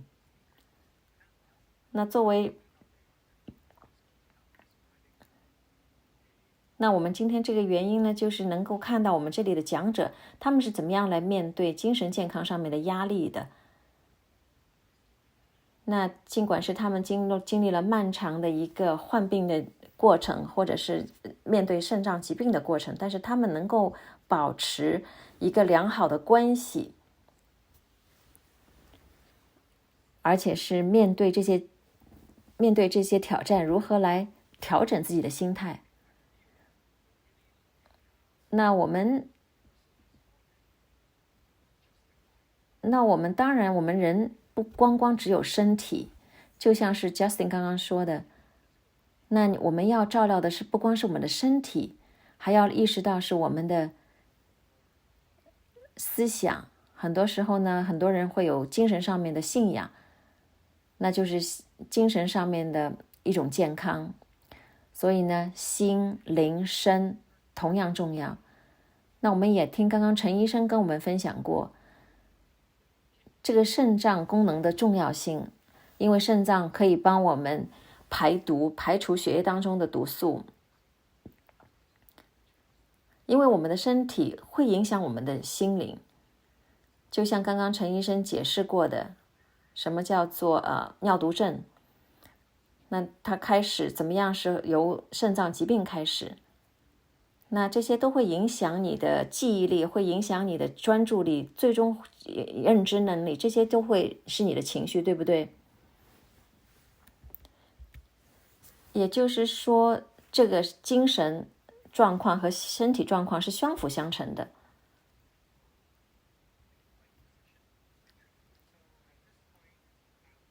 那现在来讲呢，我就想跟大家讨论一下，是针对一个话题，是精神抗压力。其实大家刚刚看到的几位呢，他们已经跟我们分享了什么叫做抗压力。那很多时候你们也了解到，你的身体、你的心情可以影响你做出正确的决定，对不对？有很多的原因，比如说我们要了解我们身体的需求啊，什么样选择合适的治疗方案啊。所以呢，就如我刚刚说的，身心灵都是会相辅相成。然后还有很重要的一点，不要忘了我们的家人和我们的朋友。你刚刚看到的，父和母和子之间的紧密的关系。所以呢，这种情况不光光是影响了一个人，而影响了一个家庭，影响了一种关系。所以我们需要是接受到一定的支持，我们应该可以跟别人打开心扉，讨论我们的疾病。就像刚刚 Justin 说，就是要跟你的家人分享，比如说你身体当中出现了问题的改变的时候，你应该怎么样跟别人去分享。很多时候我们精神上或者是情绪上、身体上感觉不好，我们应该做些什么？对中国文化来说呢，很多时候我们好像很刻意的不愿意跟别人去讲我们自己身体上面的问题，我们会觉得好像不愿意给家人带来负担，我们不愿意有家人担惊害怕或者为我们担心，就是因为这些的担忧其实是很常见的。那就造成精神上、身体上，或者是我们越是紧张，我们就好像越不愿意去跟别人去分享，对不对？事实上呢，应该反过来想，情况越糟糕，我们就越应该打开心扉。很多时候你也听到，我们有问题、有挑战的时候，我们需要的是家人和朋友的支持，对不对？哪怕刚刚 Vivian 也谈到的，他的术后恢复，他是得到了朋友的帮助，陪他留医院，对不对？很多时候我们中国文化里面呢，我们就不愿意讲我们的身体状况，我们刻意的躲避这些话题。所以很重要的一点，我们今天这个平台是希望大家能够打开心扉，还有另外一个资源就是社区。作为一个华人社区，我们怎么可以互相帮助？Julia 刚刚 Julia 的分享也是一个例子。那我们是怎么能够为我们的社区做出一个贡献？这样的话呢，就像我们疫情发生的时候，因为疫情呢打断了很多人的日常的生活，打断了我们去获得医疗帮助的机会。那精神健康，你要想一想，精神健康，很多时候呢就是自尊。像刚刚 Justin 分享的一样，那很多时候你会觉得不开心，那你是需要保持一种自尊，你是需要保持有效的。当然，除了自尊之外呢，我们应该怎么样去保持我们的一种关系？也就是说，我们的依恋关系，这在心理学上叫做依恋关系。作为人类，我们是需要一种依恋关系的。当我们小时候呢，哪怕是婴儿或者幼儿的时候，有时候你摔倒了，你会说妈咪，你哭的时候，那其实这就是一个依恋关系的工作。换一句话说呢，如果你觉得有受到威胁的时候，你应该怎么去寻求帮助？如果你觉得受到威胁的时候，那你怎么样把自己的一种压力释放出来？你怎么样去跟别人交流？这些呢都是我们的健康生活的不可或缺的。我们住在一个社区里面，我们是需要获得一种动机和一种意义。那你要知道，有很多人和你一样，他们也患有那个肾脏疾病。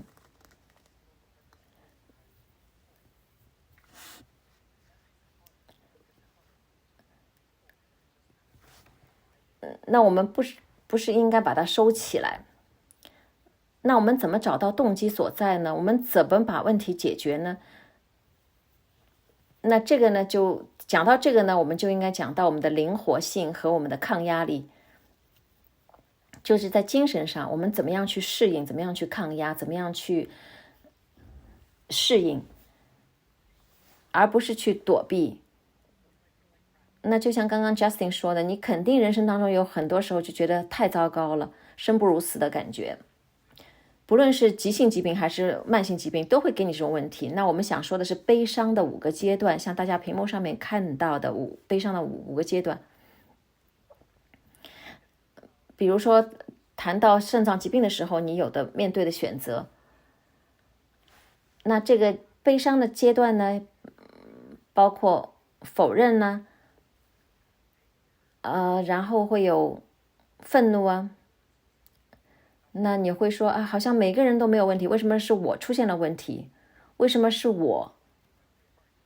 那你可能会说，我是不是多捐几百块钱，可能情况这种问题就不会发生在我身上？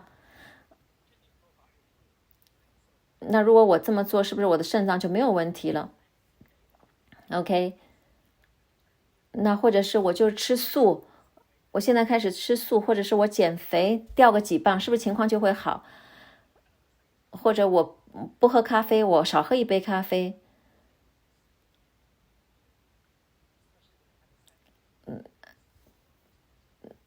尤其是在我们生活当中受到各种挫折的时候，我们结果没有我们预料那么好的时候，我们就会有这种想法。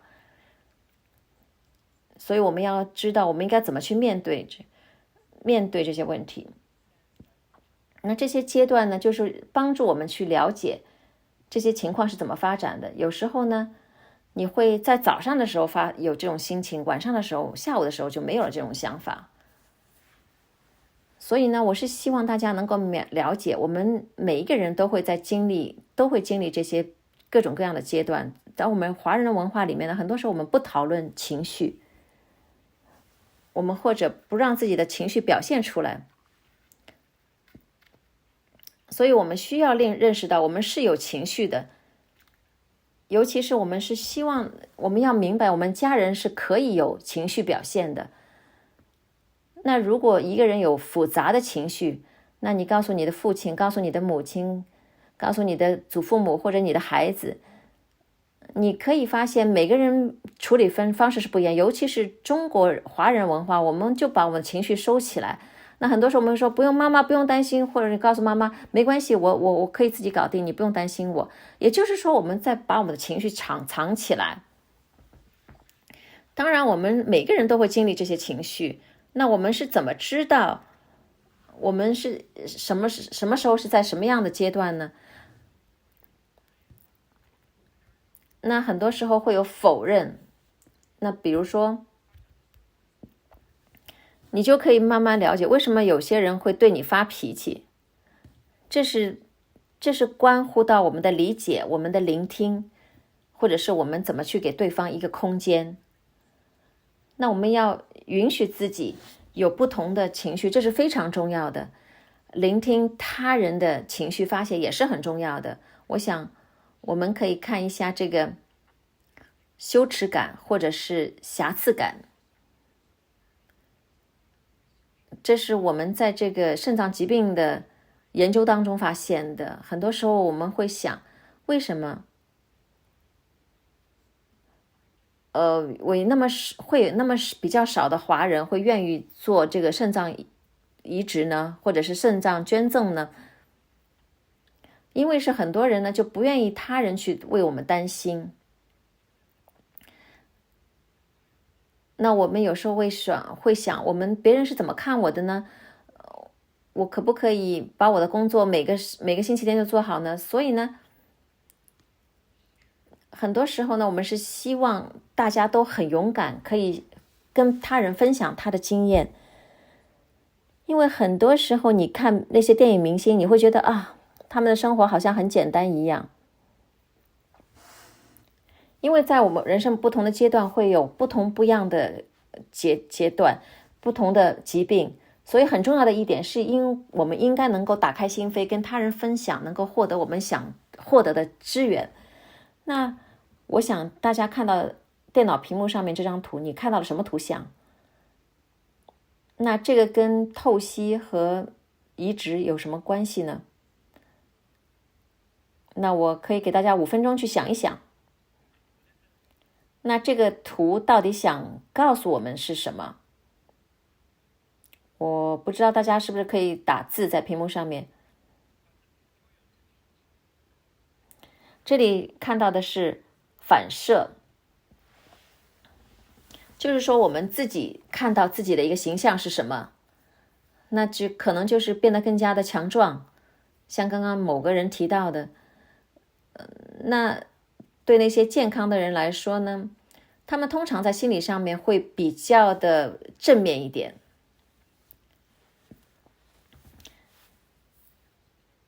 那我们大家每个人都会有时候会有一种不安全感，所以我们要面对我们的疾病，要了解我们身体的某个方面有缺陷，是一个挑战来着。那我想说的是，一个问题是怎么样让自己变得更加的强壮，要怎么样去看自己，这是一个挑战。OK， 下一页呢是跟我们的文化有关系的。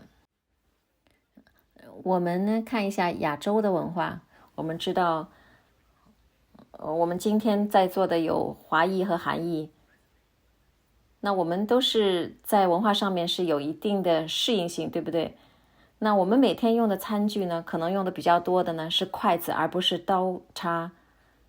所以你可以看到这个文化上面的差异，我们用的餐具是怎么样来拥抱全世界的。那其实呢，文化上面对信仰上面，在肾脏上面，比如说要看你对中医的信任度有多大呢？很多时候也许你自己不相信，你家人相信。比如说肾脏可以怎么样的怎么样对你的身体有什么样的重要的作用，就像刚刚陈医生也介绍过的。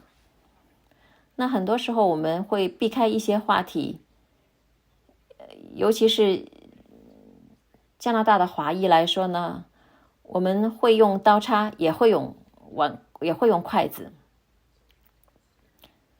所以我们需要明白文化会怎么样的来影响我们对一些身体上面疾病的影响，这个感受。那当然很多人会觉得，当然了，筷子就是代表了文化，对不对？那有时候你看人家拿筷子，你会说啊，这个人嫁得不远。我在成长的过程当中呢，我也了解到，如果你拿筷子拿得很远的话，那你可能就会嫁到远方或者要移民。听上去很有趣，是不是？所以这些文化上面的故事也会有一些文化历史的影响在里面。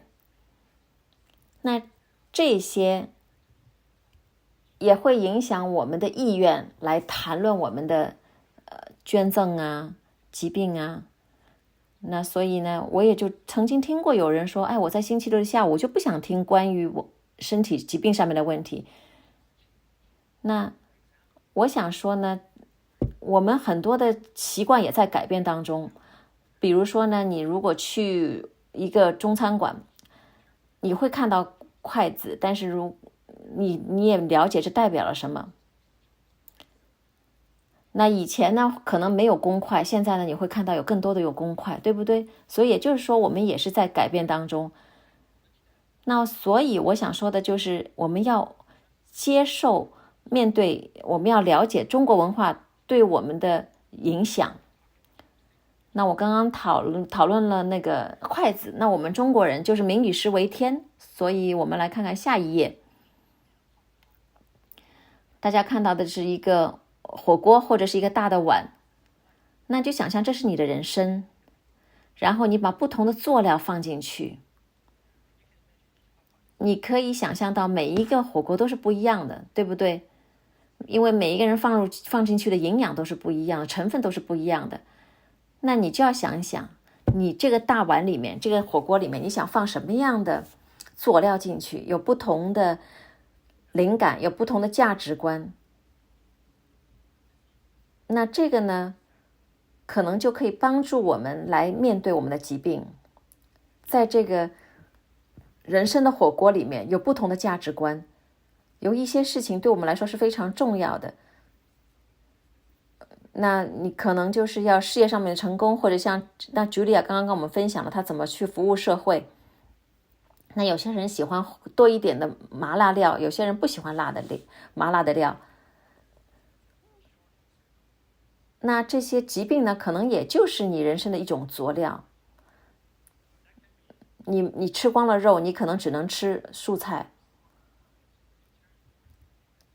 那对一些吃肉的朋友来说，哎呀，没有肉多糟糕。但是对一些不吃肉的朋友来说，这简直就是一个好消息，对不对？那这个呢，种种就给了我们不同的味道。那第二点，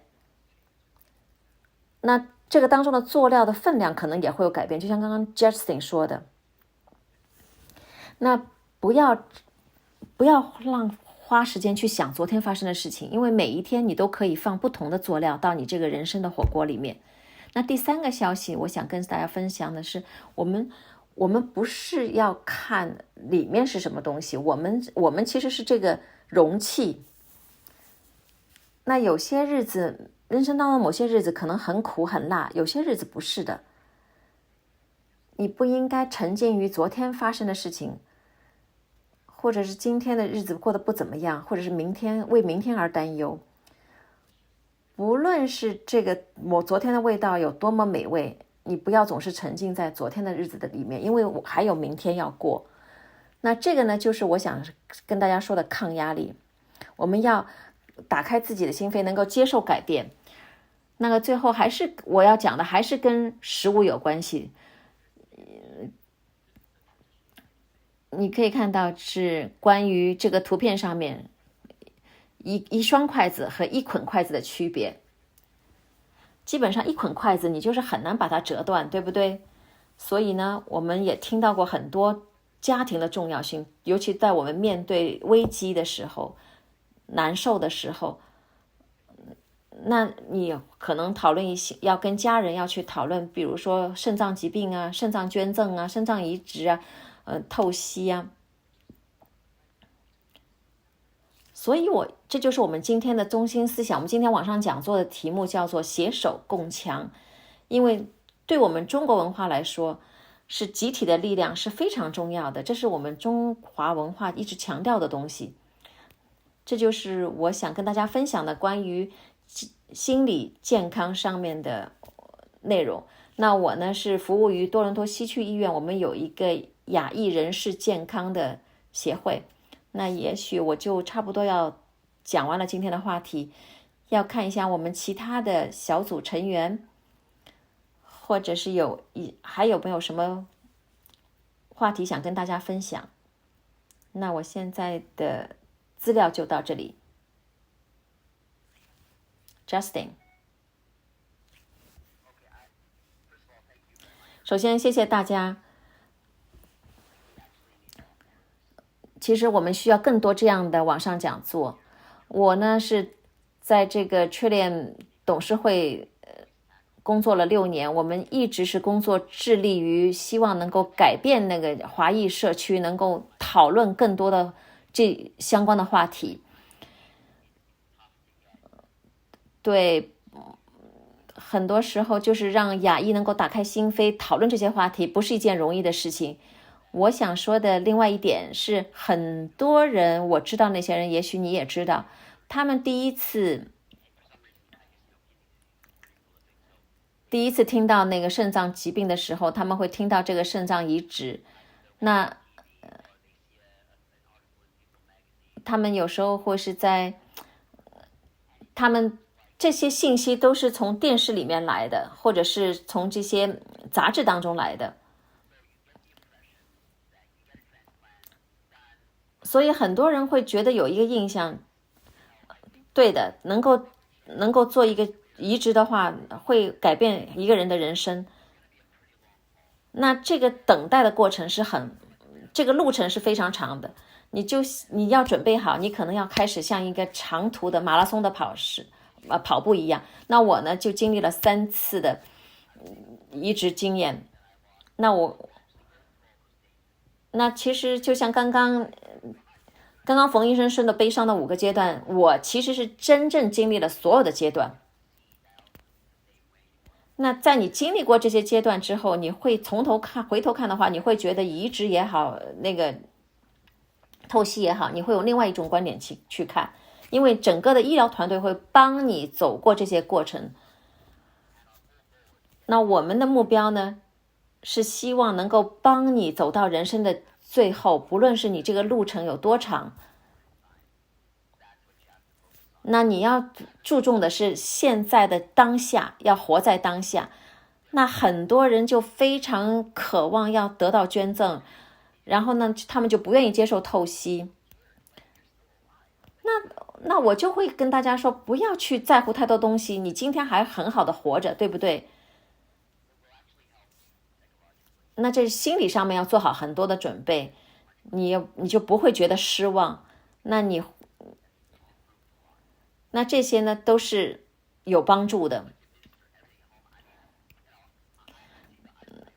那我很多时候呢，那我现在只是跟我的医生在网络上面见面。那现在所有的事情，工作的方式已经跟以前不一样的。那你已经不需要像以前一样3天2头往医院跑了。那所以现在透析也变得非常方便。对，你就给大家很多的希望。那 Vivian， 你还有没有什么想跟大家分享？是，您刚刚冯医生讲的是心理健康上面，你知道家人和朋友能够互相帮助。我想呢，在人生里面，你的心理健康其实是你的健康当中占了一半，所以身体是一半，心理是一半。你可以克服各种各样的困难，然后往前走。你知道，就像 Justin 刚刚分享的，他跟大家分享的就是他的心理上面的战术，这个心理占了很大的因素，对不对？那我另外想讲的是伤疤，很多人呢就很担心自己身上有伤疤，很多人会想啊，我去捐赠我的器官，我身体上会有伤疤。像刚刚 Julia 说的啊，你身上也有伤疤，对不对？是，我的身上的伤疤就像剖腹产的伤疤差不多。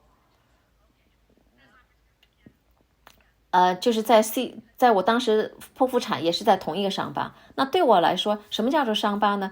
伤疤其实真的算不了什么。你的人生有没有伤疤，你都可以继续很好的生活。那我是觉得，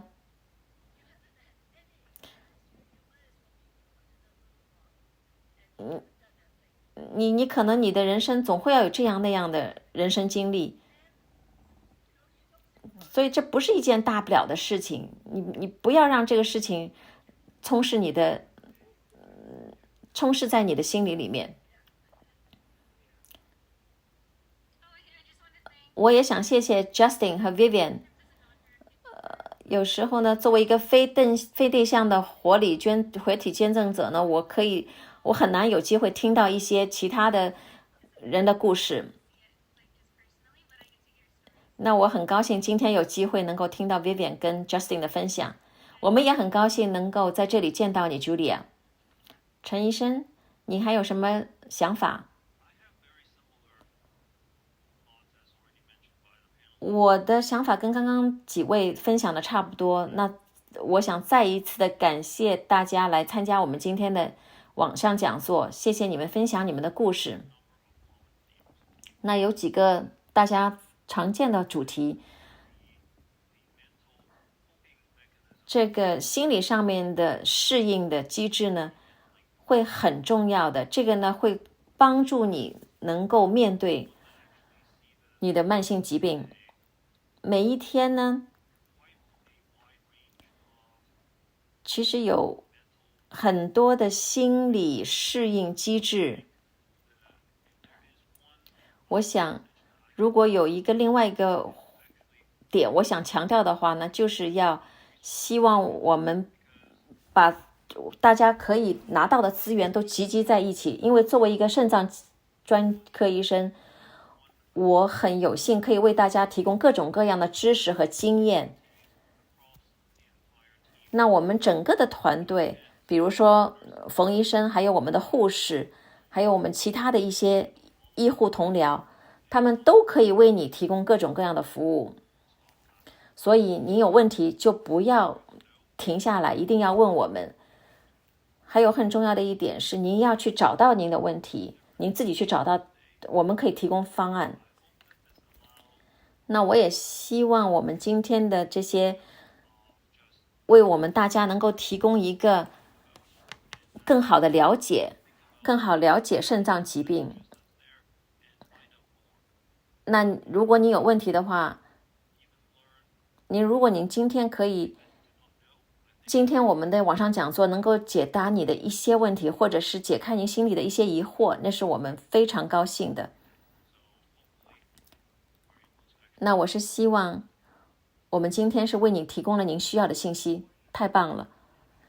这里我再想